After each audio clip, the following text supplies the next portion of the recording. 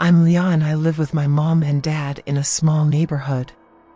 I never get to play with any of the kids or even just go outside, but on some occasions he would invite some kids over, mostly girls that are my age. After that they would never visit again, so he would just invite a new one over. Back then my life was fun, when mom was still around. One night, mom and dad had a fight and dad told me to go to my room, so I did. I could hear them yelling. After a few minutes, the noise stopped. My dad picked and told me to go to sleep. I was only 5 back then, so I didn't know what was going on. I woke up the next day and my eyes were hurting, like they were being stabbed. I screamed in pain. I couldn't see anything. I heard my dad opening the door to my room. "What's wrong, Leah?" he said with a worried voice. "My eyes hurt." I cried in pain. "Let me take a look," he said while holding my face. "Stay calm and I'll get some medicine." I waited for him in my bed for what felt like an hour. After some time I could hear his footsteps again. "This is going to hurt for a bit, okay?" he told me. After that, the pain had gone away, but every time it would come back I would just call my dad and he would do the same thing again. This went on for a couple of weeks until I couldn't feel anything anymore. Now I'm 16. Dad told me that mom left us the day they were fighting. I memorized everything and every place in our house, so I just walk around when I feel bored. Crash. I turned my head in the direction the sound came from and heard a scream of a little girl. "Who's there?" I asked while slowly walking towards the kitchen. "Do you live here?" a shaking voice asked. "Yes, who are you?" I waited for her answer, but she didn't reply. "Who are you talking to, Leah?"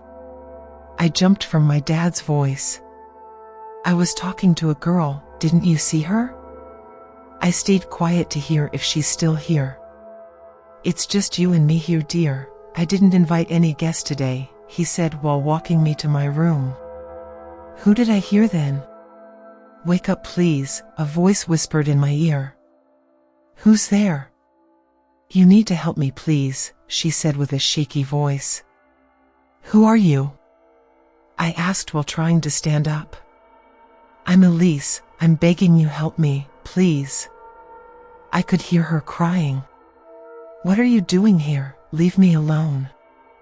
I quietly screamed. I walked out my room and opened the front door and waited for her to leave. I closed the door when I couldn't hear her and walked back to my room. Few days passed and Elise was nowhere to be heard. It was quiet until the day came Mary Jane. "Do you know that guy?" she asked. "What guy?" I asked, confused. "The guy that lives here." "You mean my dad?" I listened for her reply but couldn't hear anything. The next day she talked to me again.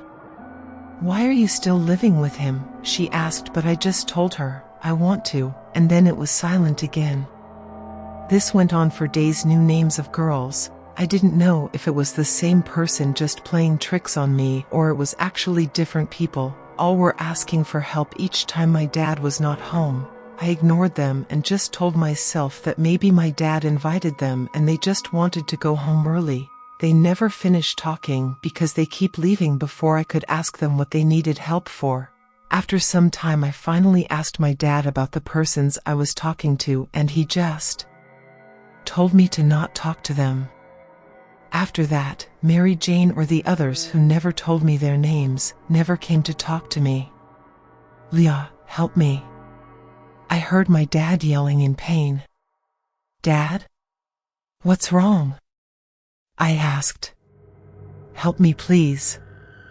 I ran outside and yelled for help, hoping someone would hear me. "What's wrong, child?" "What happened to you?" a woman's voice said in shock. "My dad, he needs help. He's inside. Please help him." I said. I could feel the tears forming. The lady told me to stay outside while she calls an ambulance and go check my father. After a few minutes I could hear sirens. Then a man asked me, "What happened to you, dear?" I was confused and didn't answer. The lady held my hand and told me that my father had a heart attack.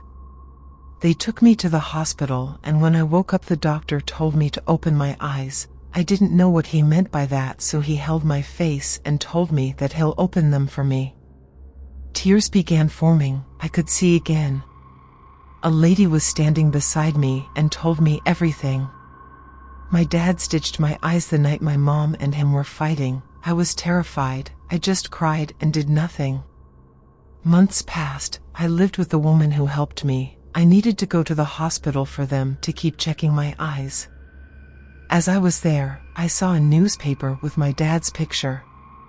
Man wanted after taking 15 children: Claire M., Per C., Mary Jane K., Elise D., Christine L., and Leah G., etc. Some were found dead except 2, Leah, her so-called daughter, and Claire, while one is still missing to this day. I was in shock. 2 of those names I recognized. My dad was kidnapping kids and killing them.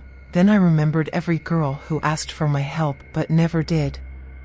What really happened with Mom that night?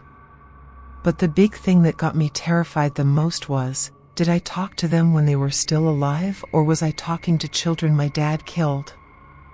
"Hi dear," a cold voice whispered. "Dad?"